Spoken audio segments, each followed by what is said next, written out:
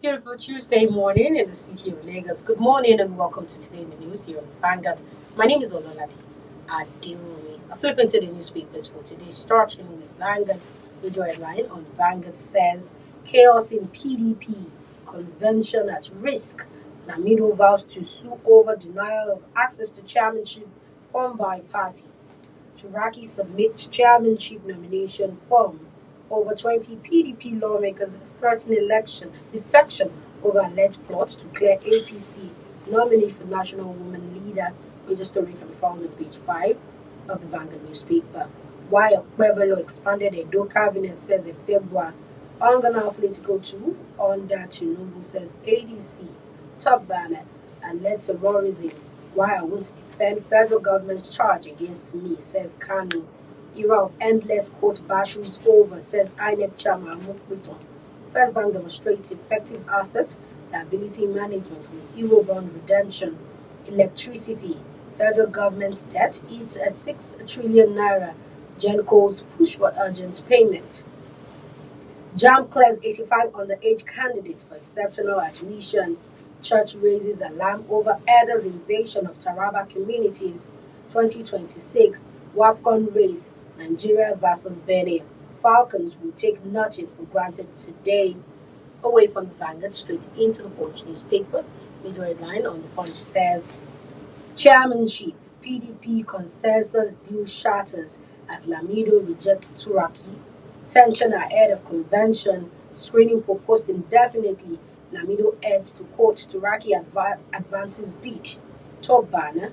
Doctors mobilize for Friday strike amid 38 billion naira unpaid allowances. Insecurity.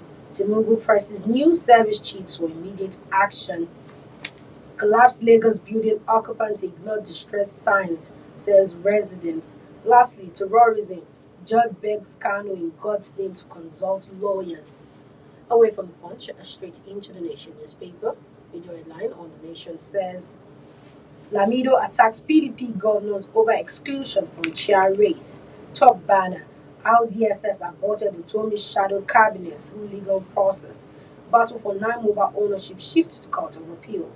JAMB clears 85 underage candidates for admission. Lower banner. Judge to IPOB leader Kano. This is not economics. This is a criminal prosecution. Away from the Nation, straight into Guardian newspaper.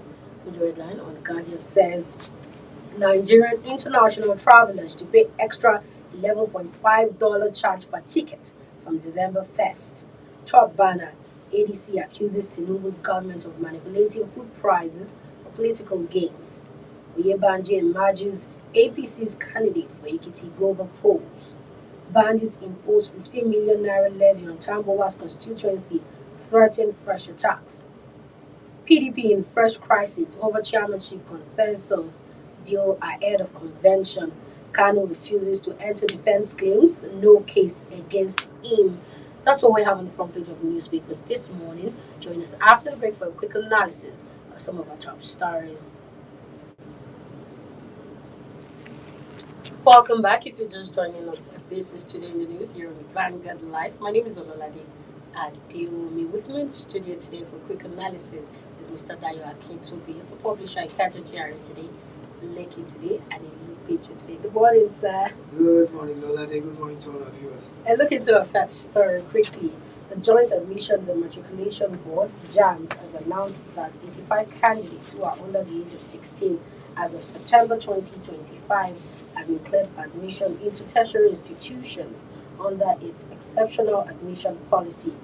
Out of about 2,031,133 applicants for the 2025 Unified Tertiary Matriculation Exam, 41,027 candidates sought consideration under the underage exceptional category. 599 scored the required high threshold, 80% or above, were subjected to further screening, certificate verification, post-UTME interviews. From that group, 182 candidates were shortlisted for final interviews, and ultimately, 85 candidates were found to meet all the criteria and have been cleared for admission. What's your take on this particular policy? You need to admit on the 16 candidates and then put them in an exceptional category.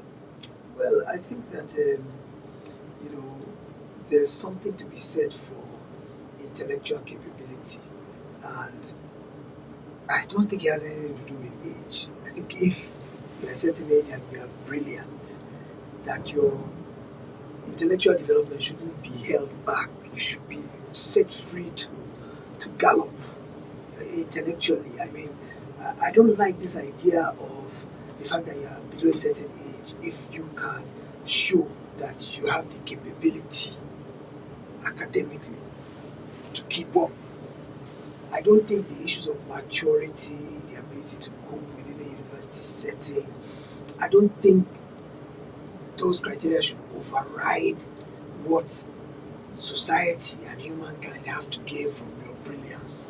I'm not saying we should throw you to the dogs and sacrifice your youth simply because you are brilliant, but I think there can be a balance that can be created or developed whereby you can still grow intellectually and at the same time you can still have the ability to mature and to nurture your usefulness. So when this whole furor broke out about they want to exclude under 16s from being able to take the JAMB and be qualified to go to university, my first thought was, why would you stunt intellectual growth if a child is able to pass JAMB and is performing above the level of his peers and his academic standards are at par with those who are entering university? Why should I keep him in primary 6 and let him still stay there and do what they call it, I think, SS2 or whatever now?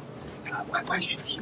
Because to me, that has a bigger negative impact because when his intellect should be developing, he's been held back. And by the time you now say, okay, you are 18, you can now go and take JAMB, those 2 years could have had a stunting effect on his intellectual growth. So I think it's a good start, but I don't think it's good enough if you have 41,000 that applied and only 85 were able to scale through. I think you said so many thousand passed, they reached the cutoff point, exactly. And then they did further screening and further screening. I would like to know what the criteria for further screening were. There were probably maybe life adjustment questions to know how they will cope in a university setting and things like that. But I think we run a greater risk of impeding the mental growth of these children by stopping them. I think if God has endowed you with intelligence, I think it can serve humankind better if you are set free for that your intelligence to expand as widely as it can. I mean, we have child prodigies. I know in India, in the United States, I've seen examples of children who have PhDs at age 13. Yeah. And they didn't run mad or anything because they were in a university setting, or they didn't become, delinquent adults because they didn't have a youth, So I've seen situations where, exceptionally gifted children are allowed to grow at their own pace and they still come out right and they benefit society. So I don't think this policy about stopping it, well, initially the idea was don't allow it at all. So it looks like government is adjusting now. They've said, okay, we'll allow it under certain conditions, we'll allow it. So maybe those conditions we should now focus on and say, relax it a little bit so that as opposed to 85 out of 41,000, maybe a few thousand can at least qualify. Considering the number of people, from 41,000 to 85, like you mentioned, there are arguments on social media. People are sharing opinion, like how is this justified, especially with the fact that corruption and bureaucracy and the rest are into it. How is this justified? How can JAMB actually show that they did the right screening, they did the screening, and make people at peace that yes, this particular policy, we're only giving it to people that actually deserve it, that have hit all the criteria. Exactly. That's the problem, is that corruption has eaten so deep into our system that we mistrust everything. Even those things that are above board, that are transparent, that are honest, we mistrust. So it's an indictment on society, on government for many, many years. It's not just now that we've allowed corruption to become such a part of our everyday life that we no longer trust it, even when they're showing us black and white. So look at you now, you're saying, how can we be sure that those 85 are the only ones that actually scored on merit? Maybe somebody's father knew, somebody's father who said, please smuggle my kid in. Maybe some other ones who qualified didn't know the right person or didn't have the right money to settle. So they may be, in truth, those 85 were the only ones who hit all the criteria, but Nigerians are mistrusting of anything government. So I think government's first role, its most important role for now, should be to win back the trust of the people, is to be above board in terms of the way even our leaders live. They're asking us to tighten our belts because the economy is tough. But we see them with 40-car convoys, we see them with private jets, we see them living a very lavish lifestyle. So how does that make you feel if you are tightening your belt and you're making sacrifices and those who are leading us are not leading by example? So we need to have that, we need to rebuild that trust coefficient to where when government says so, people can believe that it is so. And that begins with government itself, by being honest, by being transparent. There are many things government don't tell us. Look, for example, now, JAMB has announced this 85. Oh, they qualify. These are the only ones that qualify. You didn't tell us the criteria by which you judge them. You didn't show us the criteria. Those that didn't make it, you didn't show us where they failed. So if it were in a society where government is trusted, you don't need to show. But where there is no trust, you need to make sure that this trust was verified. We need to verify these things because we're not sure it's the truth. So JAMB could have been more transparent in showing us, as opposed to just saying it, that 85 people are the only ones that qualified. What did those 85 people do that the other 40,015 did not do? They should tell us. That's the only way we can begin to say, oh, it was free and it was fair and it was credible. You think there should be follow-up monitoring on these 85 students right now because they are underage? So without a doubt, they need guidance and counseling in a university setting at that very young age. They are definitely immature, and university. For me, the primary thing about university as opposed to primary and secondary school, you go to university to learn how to think, but at the same time, you go to university to learn how to cope with life. Many people going to university now is their first time leaving their parents' house. Most of them went to school, many don't say most, many went to school, primary and secondary from home. They are day students, they are not boarders. So, and even those who are boarders, even in a boarding school, at primary and secondary level, the things you are exposed to that you need to learn to cope with, they are very different from university atmosphere where you are completely on your own. There are no rules. At least in boarding school, there are still rules. There's lights out. There's an inspection of your dormitory room to make sure you are keeping it. There's prep time. It's still a structured environment, even in a boarding school. But in university, you're totally on your own. If you choose not to go to classes, it's your problem. If you choose not to submit your project, it's your problem. If you choose to nightclub every day, it's your problem. If so it's the first time you're having to develop life skills. And the argument has been made that at 16, or at 15 plus, or 16, you are not ready for the harsh reality of the real world. You've been cocooned your entire life under your parents' umbrella, and to just be thrust out into the real world.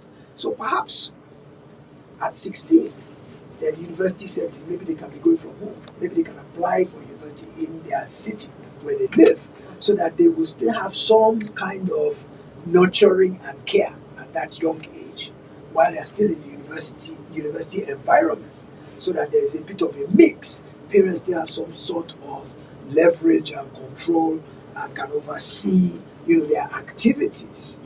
So maybe that should be something JAMB should look at instead. Say, okay, if you are 16, the only way we will allow you in university is as a day student, not living on campus.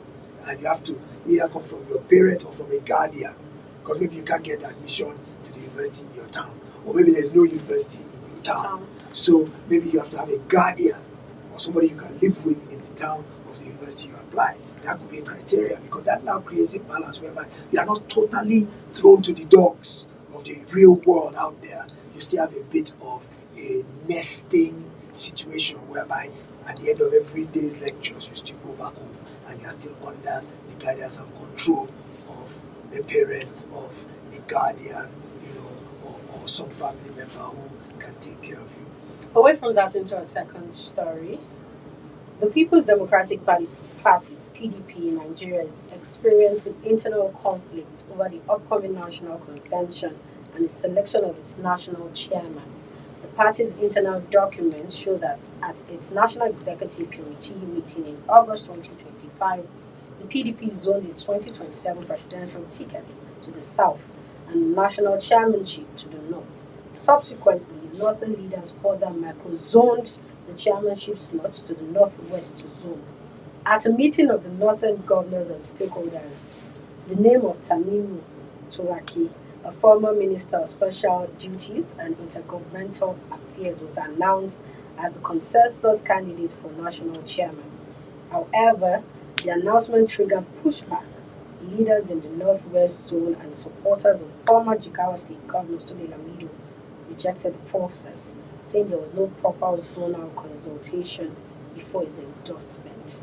In your view, how important would you say the role of the national chairman, what they are currently fighting for, is important for the 2027 election? It's PDP has one day one problem. Every day is one new problem or the other, and I'm just hoping that party can survive, because for now it's the only real opposition we have. And this issue of the chairmanship, the National Executive Committee, is critical, because remember, this is towards 2027. The National Executive, especially the chairman, plays a major role in who the party's candidates turn out to be. In this case, as you mentioned, they've sold their presidential ticket to the south, and whenever the presidential ticket comes from one part of the country, the chairmanship comes from another part. So whoever emerges as the chairman has a lot of sway to determine who gets the eventual ticket, not just for chairmanship, but for the governorships of various states, for those who go to the Senate, those who go. It's a very powerful position, and that's why you see all the rancor. Well, PDP is claiming that earlier in October, they announced the sale of forms for chairmanship, and at that time, those who came were given the forms, and that it was an open process, and that they eventually emerged a consensus candidate, and that the date for picking up the forms had closed. But yesterday, Sule Lamido, former governor, as you mentioned, I think it's Jigawa, turned up yesterday and said he wanted to buy a form. He wanted to collect, I think, buy the form for nomination for party chairmanship. When he got there, they said, over a week ago, we stopped supplying forms. The secretary and the other person said, we don't know anything about forms anymore, because that has not passed. We've already got a candidate. So Sule Lamido was not pleased. The supporters were not pleased. When he was interviewed coming out of the party secretariat, he actually said he might even go to court and go and fight this issue. And the party said, well, we announced it publicly. Anybody who has interest should come. And he didn't show up. For him to now be coming at this last minute, he wants to play spoiler. That's what they're saying. And what this is this is an internal power struggle between Wike's faction of the party. And if you listen to Wike's media chat last week, he basically said that he's not been carried along with this whole process. That he, who is the FCT chairman, that how can the governors, the PDP governors, were the ones who got out this consensus candidate, this Tamimu person that you mentioned. So he says, how can he, as FCT administrator, which is like the 37th governor in Nigeria, how can he not be carried along? How can he not be invited to this meeting whereby they now came up with this consensus candidate? So what you're seeing is an internal power struggle. I understand that Sheyi Makinde, Bala Mohammed, some other people are on one side, Wike, and I think Damagum, the former acting chairman, they are on another side. And at the end of the day, it's a struggle for the heart and soul of the PDP, because it sits at the position of being the most credible opposition or the most formidable opposition, even though it's in tatters. At least it still has 8 governors up to today. No other party can boast on that. I think APGA has 1, NAPP has 1, PDP has 8, APC has the others. So no matter how you look at it, whether in the Senate, House of Reps, governorship seats, state houses of assembly, PDP has the second most number across the entire country. So for now, it's the most credible opposition. And the most credible opposition is one that has the best opportunity to unseat the incumbent. So they are standing on the precipice of possibility that if we get our act together, if Nigerians continue to be disgruntled with the APC administrations, because Nigerians are looking at the Tinubu administration as a continuation of the Buhari administration, and it's just been APC for 8 years of Buhari and maybe 4 years of Tinubu. So there, PDP is looking at it and saying, if Nigerians are really frustrated with 20 years of APC rule and they want to change, the PDP is the one that's poised to step into the breach to allow that change to happen. So that will lead to a natural power struggle. But I'm just hoping. The only way I see any possibility for the PDP is they can unify all of their disagreements. For example, this battle now is about their convention that's slated for, I think, November 16 and 17 yes. in Ibadan. Yes. It is at that convention that the new officers will be voted in and sworn in as officers of the party. So all the rancor now is because of that approaching convention, because that convention is make or break. That's where the officers for the next however many years will be elected and chosen. So even though Lamido is a consensus candidate, he still has to be voted at that convention and sworn in. So there are so many court cases at the moment. Even weakest people have court cases against this tribunal, this convention holding, because some said that the state congresses held in Akwa Ibom and some other states that they were not legally constituted, and so those congresses should be redone. So there are court cases, and as long as there are court cases outstanding, there's always a possibility that one judge is going to say, maintain status quo, that convention cannot hold. You see? So I think they need a unifier to sit all the various parties down and let them all bury their grievances. As long as there are still these divergent opinions, divergent caucuses within the party, different interests, they are pulling the party in various directions. I don't think they can go very far at all. And they actually run the risk of disintegrating completely if all of the factions are fighting each other. You spoke about a unifier. What can that unifier be? Who or what? Who, what, wherever, whatever. There's only one person I know in this country who can play that role, and unfortunately he's not in the PDP, and that's Ashwaji Bola.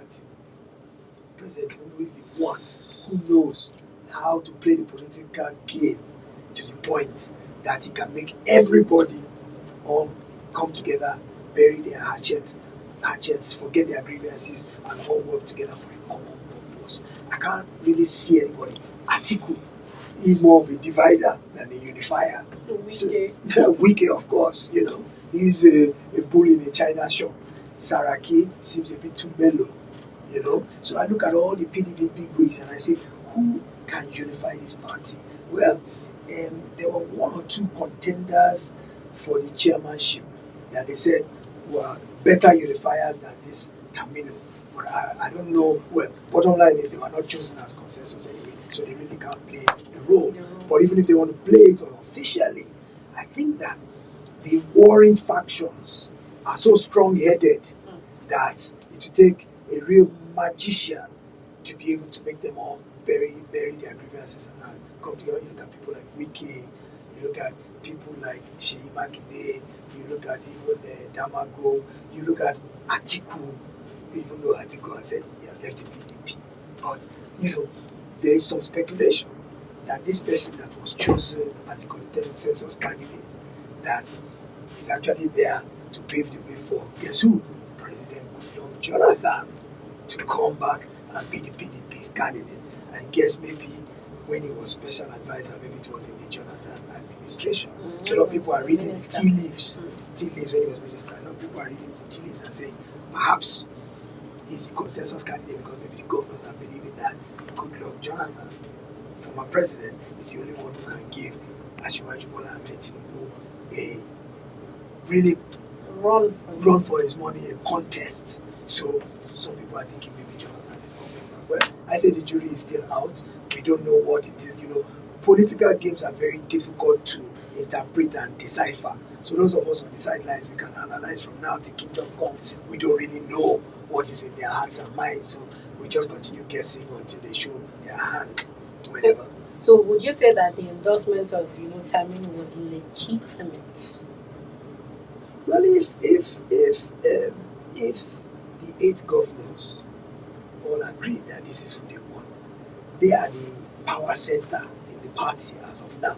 Because when you look at it, is that the governor of any state is the leader of the party in that state. That's automatic. I don't necessarily agree with that because I think the party should be independent and should be strong. It should have its own administrative hierarchy that has nothing to do with the government in power.